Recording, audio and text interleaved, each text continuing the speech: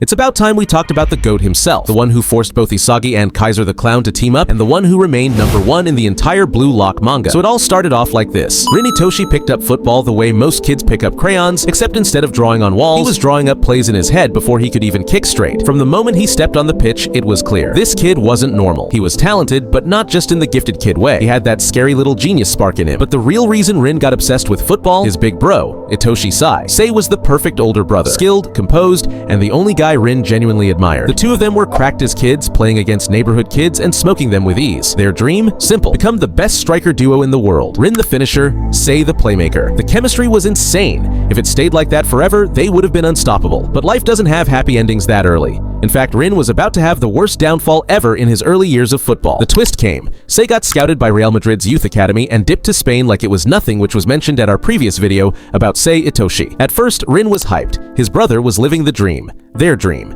But when Sei came back years later, something was off. The same brother who used to feed him assists now looked at him like a random kid. Worse, Sei told him the dream was dead. He didn't want to be a striker's partner anymore. He wanted to be a midfielder and wanted Rin to be a solo striker.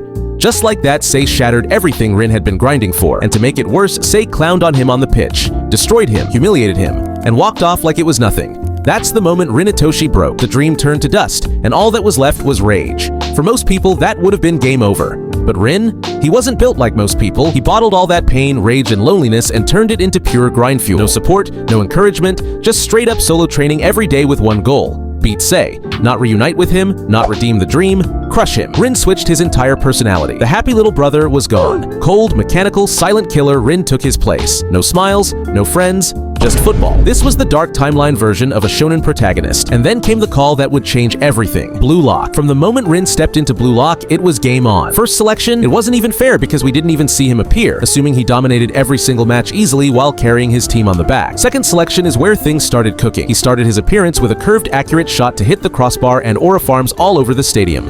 Rin ranked #1 at the start of the phase and made sure to let the world know. His first real team? Tokimitsu and Ryu. A decent squad, but let's be honest, Rin carried.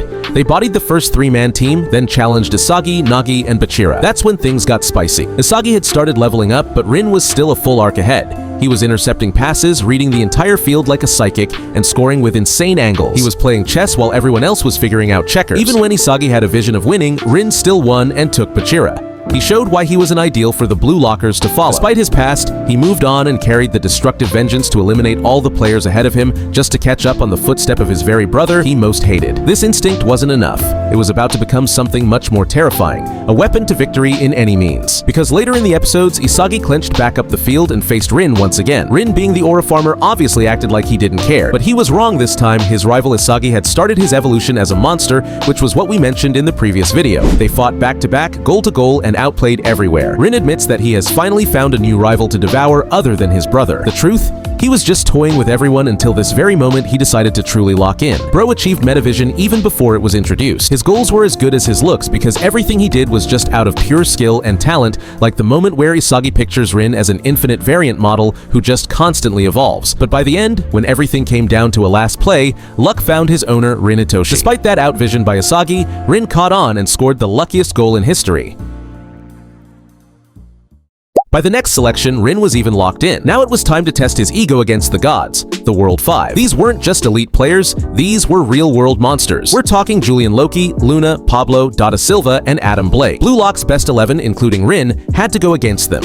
And even though they got clapped 5-1, Rin scored the only goal. That wasn't luck, that was pure skill and ego. He read the chaos, positioned perfectly, and finished like a striker possessed. But that one goal came at a price. He also saw just how far behind he really was. The World 5 embarrassed the rest of the team. Even Rin, the genius, got read like an open book by Loki. That loss didn't break Rin, it sharpened him. This wasn't just about Sei anymore. The world was way bigger than that, and Rin had a new name on his hit list now, Isagi Yoichi. Later on, he met the likes of Shido Ryusei, Karasu, and even an evolved version of Isagi. But we will be skipping this part since Rin didn't really show too many feats besides his usual of scoring goals here and there. But now, the interesting moment has arrived. His performance in the U20 match. Rin Itoshi absolutely popped off in the Japan U20 match. From the very start, he wasn't just playing to win, he was playing like he had something to prove to his brother. You could tell from the way he carried himself, calm, collected, but deadly. Early on, he was already manipulating the game's tempo, positioning himself perfectly to support both defense and offense, setting up spaces like a mini-field general. The crazy part? He didn't even need to talk much. His movement did all the talking. He proceeded to out-dribble the entire Japan U20 team, followed up with a perfect space to shoot. We all know bro could have scored, but no. He went even deeper into the corner just to try an even harder angle mimicking the moves of Itoshi. Although he failed at the end, this simple aggression showed his true ego of doing harder things to become stronger. He didn't want comfort but pure destruction, especially against his Itoshi brother. Little did we know that was just the start of his spectacular performance in the U20 match. A few minutes later into the game, he immediately scored a banger, and that was purely just a start of his takeover. He slipped into his flow state and banged in a shot so clean and precise, Aiku didn't even have time to react. It wasn't just raw power, it was calculated genius. Aiku was supposed to be Japan's top defender, but Rin timed his movement and spacing so well that Aiku basically got frozen. After that goal, it was clear. Rin wasn't playing second fiddle to anyone, not even Sei. He was taking over this match like the real striker he was always meant to be. What made it even better was the emotional build-up with his brother, Sei Itoshi. This wasn't just football for Rin. This was personal. After Sei left Japan and basically abandoned their shared dream, Rin had been grinding in silence. And this match was his one shot to finally prove he was his equal. Or better. So when they clashed, it felt like all those years of frustration exploded. Sei was treating Rin like a brat, telling him he wasn't good enough to be Japan's striker, but Rin wasn't having it. He kept pushing, challenging Sei head-on. They had that intense moment where their egos clashed in the middle of the match, no words, just pure sibling fire through their eyes, and Rin still didn't back down. He even intercepted plays that Sei was involved in, applying pressure, keeping him from controlling the tempo. This was Rin saying, "You left me, but I made it here anyway." And then there was that final run. You know the one. Rin once again made his move, reading the entire field, syncing with the flow, and beating Aiku again to create a lane. That was after the immense full awakening. Bro destroyed every single defender on the field, including Shido. Aiku, the guy who once said he could read anyone, looked Rin in the eyes and mentally admitted defeat. He literally thought to himself that there was no hope in stopping him anymore. That's how dominant Rin was. He didn't just beat defenders, he crushed their spirits. He was reading passes, linking up with teammates like Isagi, and still had the energy to track back and help close the game when Blue Lock Japan went up 3-2. That's the thing people forget. Rin wasn't just a flashy striker in that match, he worked like a leader.